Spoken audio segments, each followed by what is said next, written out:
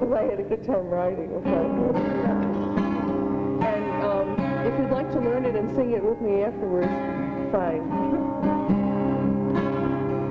I don't want to see my brothers kicked into the dust no more.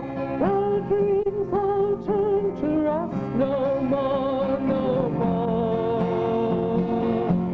no more. This is the earliest recording of Buffalo native Madeline Davis, singing the very first gay liberation anthem that she wrote in 1971, after attending her first gay rights protest in Albany, New York. And she was so inspired by seeing the members of her community on the steps that she immediately went to her car and wrote down some lyrics. And those lyrics became a song called Stonewall Nation, which is our first sort of recorded anthem of the gay liberation movement. An anthem that echoes, especially for Adrienne Hill, Executive Director of the Buffalo Niagara LGBTQ History Project. You know, it's not just a movement, it's a community, it's a shared history, it's a shared culture, and it's not just researching history that makes that kind of continuity and that kind of connection. It is art like Madeline made that does that as well.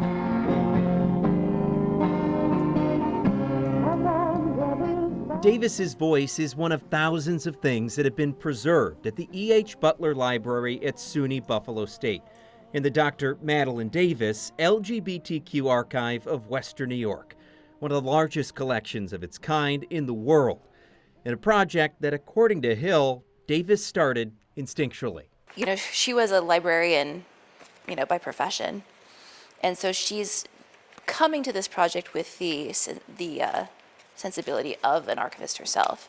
Having grown up in the working-class lesbian bars of Buffalo in the 50s and 60s, and during the gay liberation movement, Davis knew there'd be a story to preserve, and not just hers. She started to petition her friends to give her their things, their meeting minutes, their drag outfits, anything you can imagine that might be part of this community she asked for. The names of donors adorning over 300 boxes containing photos of Buffalo's so-called drag mama, Vicky Vogue, meeting minutes from Buffalo's first gay rights organization, the Mattachine Society of the Niagara Frontier, and LGBTQ publications like Fifth Freedom. Lyrics of Madeline Davis's songs in the back. This is not Stonewall Nation, but it's one of her other songs. According to archivist Dan DeLandro, around 100 feet of new material is being added every year, like these original tapes of the radio program Stonewall Nation, named after the anthem.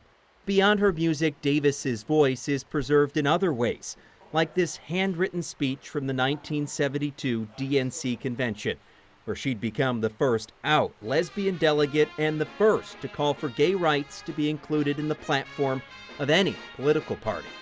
The speaker who just started is Madeline Davis, a 32-year-old communications worker from Buffalo, New York, who just identified herself as a lesbian. Now we are coming out of our closets and onto the convention floor to tell you, the delegates, and to tell all gay people throughout America that we are here to put an end to our fears.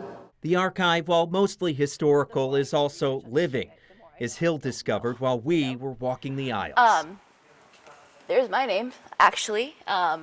In 2018, we put together an event on Buffalo's Black LGBTQ community. Yeah, it's cool. It's cool. Have you seen that here It's my first time, yeah. And I think I'm in here in other ways too, so that's very cool. And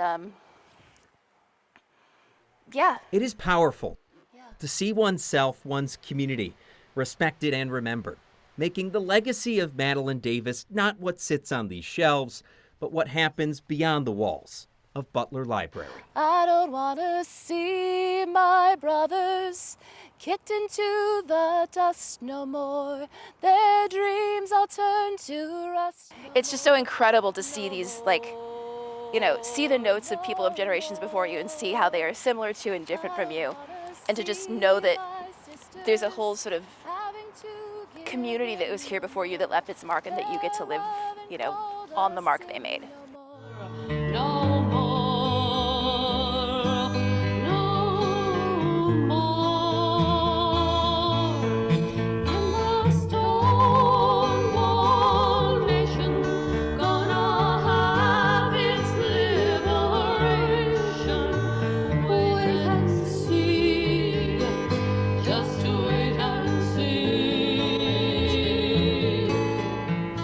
On your side in Buffalo, Rob Hackford, Channel 2 News.